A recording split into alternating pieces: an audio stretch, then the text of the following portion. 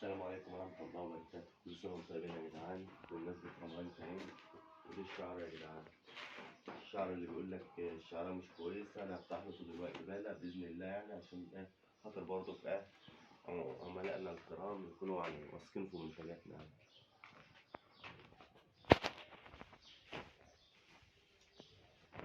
دي يا جدعان بالة اهيت، دي بالة اهيت بإذن الله لسه فاتحينها بس عشان برضه وقت الفيديو كنت أنا بفتحها الأول، والخيطة الخضراء واللزقة تمام.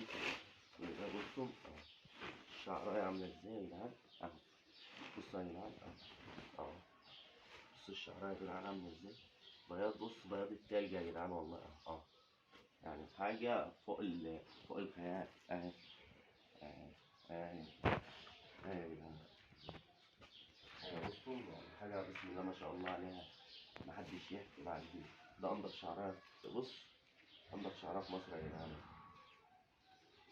في مصر لا يعني مش في مصر بس، لا في مصر والعالم العربي كله يا جدعان والله. شعرها بسم الله ما شاء الله عليه، بياض ده يعني عشان الإضاءة حاجة بصوا 10/10. بصوا يعني بياض يعني ما يتوصفش يعني. يعني كل سنة وانتم طيبين يا جدعان.